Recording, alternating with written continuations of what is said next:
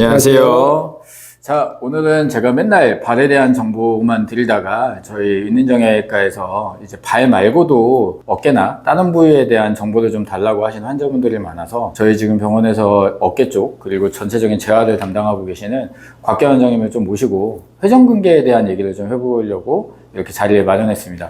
자, 곽기환 원장님 처음 자리인데 네. 한번 인사 부탁드립니다. 안녕하세요. 재활외과 전문의 곽기환이라고 합니다. 아, 네. 요즘 뭐 어깨 환자 되게 많죠. 수술적 치료 말고도 재활로 엄청 치료를 잘해서 환자분들한테 인기가 많으시잖아요. 아이, 거창하십니다. 네. 아니, 그래서 제가 여쭤보고 싶었어요. 그래서 이렇게 사석에서도 여쭤보지만 조금 이제 공식적인 자리에서도 이렇게 한번 좀 얘기를 해주시면 많은 네. 분들이 도움이 되지 않을까라는 생각에 이런 자리를 마련했는데, 특히 이제 어깨 쪽에서는 가장 흔한 질환이 회전근개 파열일 수 있고, 이 부분을 정형외과는 항상 수술로 접근을 하는데, 재활의학과 선생님 입장에서는 수술 안 하고도 치료를 너무 잘하시더라고요.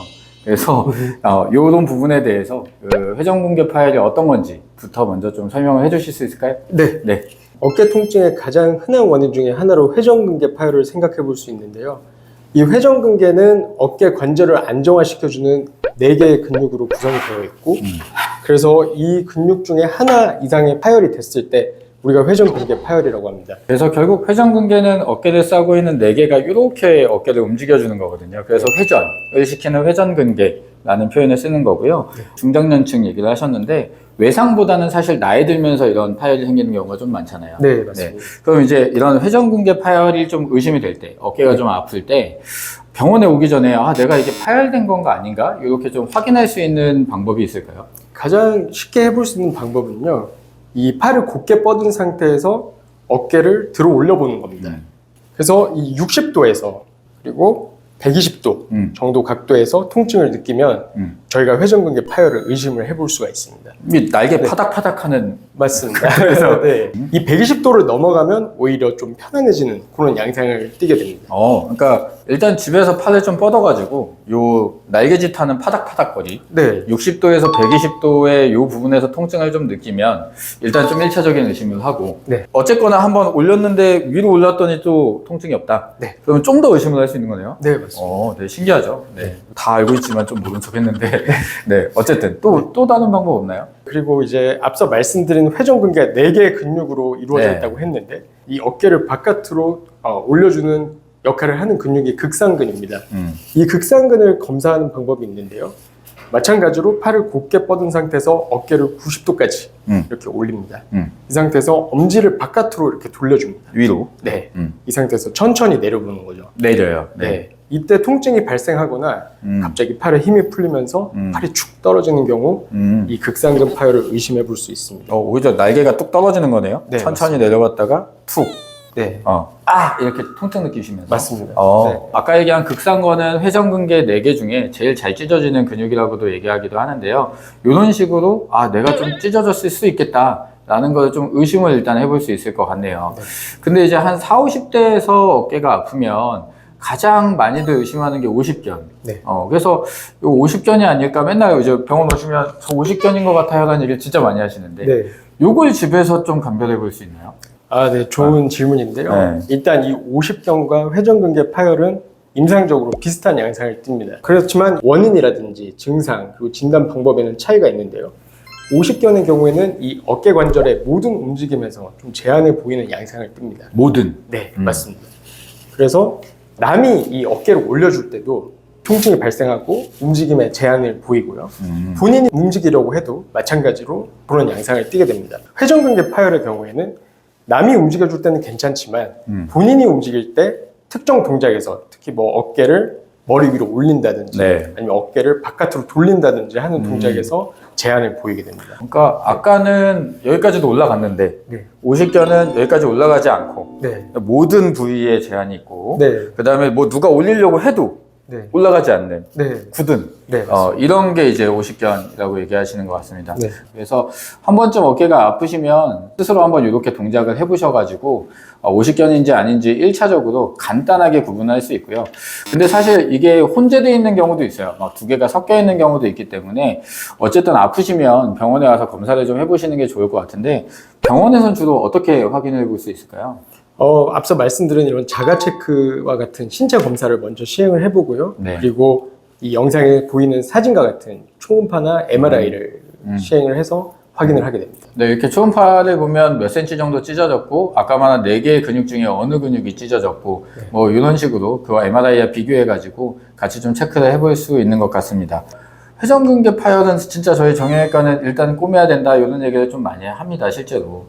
지금 이제 곽경 원장님께서는 이제 재활과 하시고 수술을 안 하는 쪽으로도 치료를 많이 하고 계시잖아요. 네. 오늘의 주제인 만큼 수술을 안 해도 되는 그리고 안 할 수 있는 회전근개 파열은 없나요? 우리가 파열이라는 얘기를 들으면 질에 겁을 먹게 되는데요.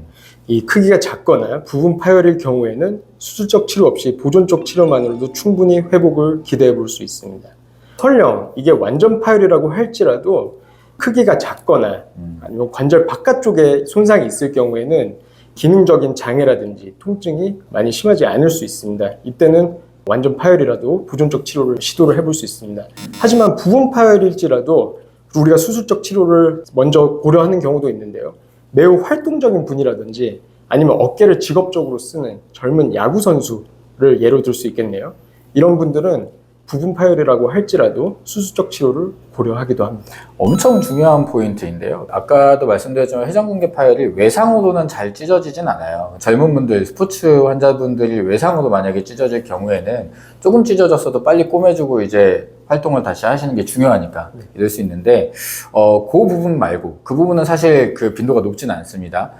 중장년층에 40, 50대 이상인 분들이 자연적으로 이제 파열된 경우에서 사이즈가 좀 작은 파열 이런 것들은 굳이 수술할 필요는 없다 요 얘기신 거고 그 다음에 아까 회전근개가 4개의 근육을 가지고 있는데 많이 찢어졌다고 하더라도 1개일 경우거나 아니면은 이게 바깥으로 다른 쪽에 손상이 있는 경우거나 심하지 않을 경우에는 저희가 조금 어려운 용어로 포스 커플이라고 하는데 4개 중에 1개가 다쳤을 때 나머지 3개가 작동을 잘 해주면 얘를 보상적으로 좀 도와주는 역할을 할 수 있기 때문에 그런 재활을 하면 도움이 된다 이런 얘기이신 거죠? 네. 네. 그거를 잘 감별해내서 요거는 수술 안 해도 된다라고 확인하는 게 진짜 중요하겠네요. 네. 그러면 요게 확인이 됐을 때 치료는 보통 어떻게 할 수 있을까요? 치료는 일단 어깨에 부하를 주는 이런 활동을 제한하는 것이 가장 중요하겠고요. 집에서는 통증이나 염증을 줄이기 위해서 냉찜질을 해볼 수 있습니다. 병원에 오시면은 대표적으로 물리치료나 체외 충격파 치료 등을 시행을 하게 되고요. 약물 치료로는 보통 비스테로이드성 소염 진통제나 통증이 심한 경우에는 저희가 스테로이드 주사를 진행을 하기도 합니다. 또한 스트레칭이나 이 강화 운동을 통해서 어깨 관절 움직임을 회복을 해주는 것이 중요한데 이것을 전문적인 물리치료사 선생님의 지도하에 이 체계적인 운동을 배우고 습득을 해서 집에서 잘 실천을 하는 것이 중요하겠습니다. 일단 병원에 오면 늘 접하시는 약, 주사, 물리치료 이런 것들이 있어요. 주사 종류도 여러 가지가 있고 증식치료, 재활치료 뭐 여러 가지가 있죠. 그 중에서 회전근개 파열은 아까 얘기했지만 4개의 근육 중에 다치지 않은 근육들을 조금 더 재활을 통해서 활성화시키는 게 되게 중요한데 전문적으로 좀 배우신 분들이 알려주는 게 중요하고 환자분 개개인마다 어디가 다쳤는지 모르잖아요. 누구는 요게 다쳤고 누구는 요게 다쳤을 수 있기 때문에 그거에 맞는 재활을 하는 게 되게 중요한 거죠. 네. 그러면 어쨌든 간에 선생님께서도 재활의학과 전문이시니까 전문적으로 집에서 좀 할 수 있는 내용을 조금 알려주실 수 있을까요? 네, 물론입니다. 알겠습니다. 그러면 잠깐 우리 곽경 원장님이 직접 시연 보이시는 걸로 한번 좀 보도록 할게요. 네, 회전근개 파열의 재활치료에 대해서 알아보도록 하겠습니다. 먼저 재활치료를 할 때는 근육의 길이를 변화시키지 않는 등척성 운동부터 하는 것이 중요한데요.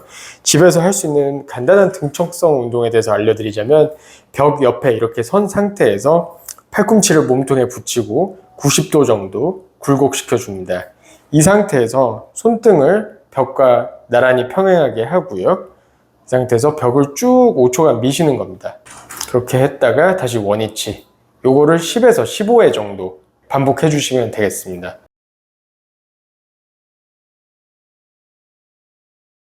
네, 다음 세라밴드를 이용한 회전근개 파열의 운동치료를 알아볼 건데요. 문고리에 이렇게 묶으신 상태에서 진행해 주시면 되겠습니다.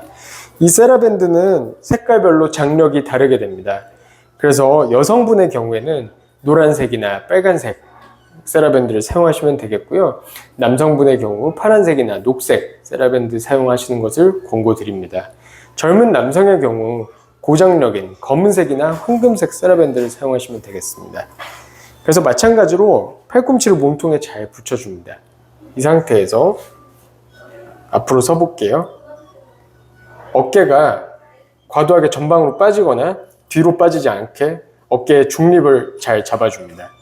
이 상태에서 45도로 쭉 당겨주는 겁니다. 5초 정도 마찬가지로 당겼다가 풀어줍니다. 이 동작을 10에서 15회 반복합니다.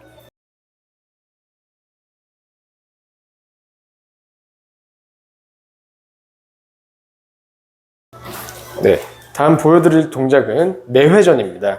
내회전은 마찬가지로 팔꿈치를 90도 정도 굴곡시킨 상태에서 몸통에 잘 붙여주시고요. 이 상태에서 내회전을 시켜줍니다.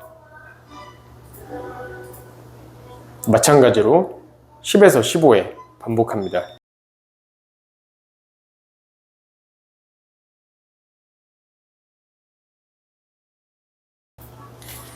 네, 다음 앞으로 미는 동작을 해볼 건데요. 팔꿈치를 마찬가지로 몸통에 잘 붙여준 상태에서 앞으로 쭉 당겨줍니다. 5초 정도 당겼다가 풀어줍니다. 이 동작을 10에서 15회 반복하시면 되겠습니다.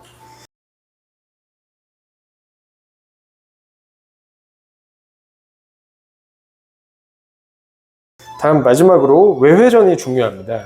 외회전은 구도상 반대편 팔인 왼팔로 진행해 보도록 하겠습니다. 그래서 마찬가지로 몸통에 붙인 상태에서 바깥으로 쭉 외회전 시켰다가 5초 정도 뒤에 풀어줍니다. 이 동작을 10에서 15회 반복해 주시면 되겠습니다.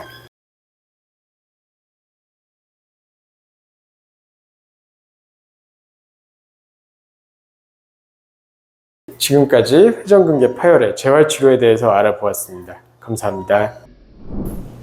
저는 개인적으로 유튜브 영상들 중에서 의사 선생님이 이렇게 직접적으로 영상을 보여주시는 경우는 이렇게 많지 않은데, 진료실에서도 이렇게 꼼꼼히 알려주세요. 그래서 개인적으로는 진짜 대단하다고 생각하고 있습니다. 그래서 아닙니다. 네, 그래서 이렇게 저희 병원에서만 이렇게 진료하시는 내용 외에 이제 많은 분들이 좀 아셨으면 좋겠어서 제가 좀 부탁을 드렸었고, 자, 오늘 나왔던 이 회전근개 파열, 어깨 통증이 있으신 분들한테 뭐 마지막으로 조금 한마디 해주신다면?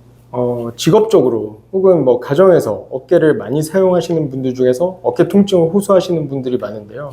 충분히 휴식을 취했음에도 불구하고 통증이 지속되는 경우에는 아까 말씀드린 그런 자가 검사 등을 통해서 회전근개 파열이 아닌지 검사를 해보시고, 그게 조금이라도 의심이 된다면 조기에 병원에 내원하셔서 진단을 받으시는 것이 중요하겠습니다. 저희가 조기에 진단을 했을 때 합병증을 확실히 줄일 수 있고, 이 재활에 걸리는 시간 자체도 훨씬 단축이 될 수 있기 때문에 이런 것을 좀 강조드리고 싶습니다. 네. 그래서 우리가 건강검진을 하는 이유잖아요. 미리 발견하면 뭐 간단하게 치료할 수 있는 건데 방치하다가 더 일이 커지는 거니까요. 저희가 앞서 알려드린 집에서 혼자 체크할 수 있는 방법들도 했을 때 만약에 통증을 느끼신다면 조기에 빨리 병원에 오셔가지고 체크를 해야 이 수술적 치료가 아닌 이런 재활들로 해결을 할 수 있다, 이런 얘기신 것 같고요. 오늘 이 영상을 보신 분들이 어깨가 아프셔도 수술 누구나 받기 싫잖아요. 받기 싫은 부분에서 잘 나으실 수 있도록 저희가 앞으로도 좋은 정보 드리도록 노력하고 그렇게 하겠습니다. 오늘 좋은 말씀 감사드리고요. 여기서 인사드리도록 할게요. 감사합니다. 이러다 보니까 자꾸 이렇게 몸이 뒤로 아저씨라 그런 거야. 이게 문제가 아니라 아저씨 되면 일단 배를 내밀고 이렇게 하게 돼.